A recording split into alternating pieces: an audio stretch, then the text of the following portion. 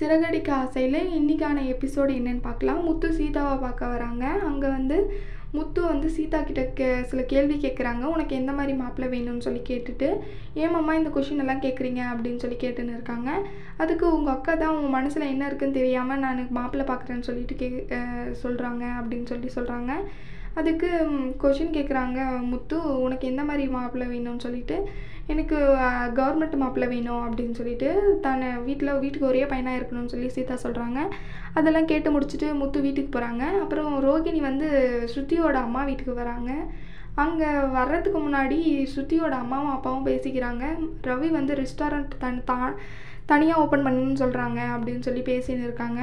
அப்போது அந்த டைமில் ரோகிணி வராங்க. ரோகிணி வந்து அவங்க அப்பா அம்மா கிட்ட பணம் கேட்க வராங்க.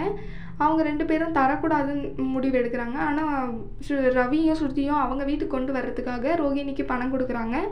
அந்த பணத்தை வாங்கிட்டு ரோகிணியும் போயிடுறாங்க.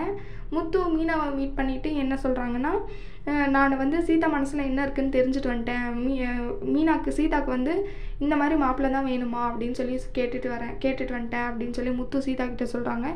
ஓ, என்ன கொஷின்ஸ் என்ன ஆன்சர் பண்ணா அப்படின்னு சொல்லி சீதா கேட்குறாங்க. அப்புறம் சீதா கிட்ட வந்து முத்து சொல்கிறாங்க, அவளுக்கு கவர்மெண்ட் மாப்பிள்ளை வேணுமா, ஒரு தனியாக இருக்கிற பையனாக வேணுமா அப்படின்னு சொல்லி சொல்கிறாங்க. அதுக்கு சீதா சொல்கிறாங்க, இதெல்லாம் யாருக்கு பொருந்ததுன்னு நீங்கள் யோசிச்சு பார்த்தீங்களா, எல்லாத்துக்குமே அருண் தான் பொருந்துறாங்க. ஏன்னா அவங்க கவர்மெண்ட் மாப்பிள்ளை இருக்கிறாங்க, வீட்டுக்கு ஒரே பையன் அப்படின்னு சொல்லிடுறாங்க.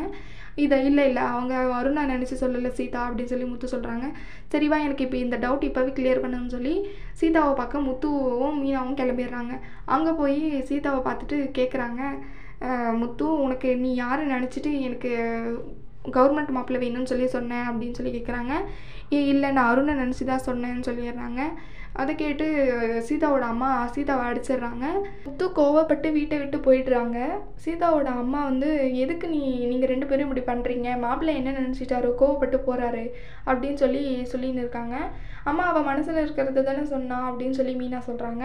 வரப்போகிற எபிசோடில் அருணுக்கும் சீதாவுக்கும் கல்யாணம் நடக்குதான்னு பார்க்கலாம். இந்த வீடியோ பிடிச்சிருந்தா லைக் பண்ணுங்கள். பாய்.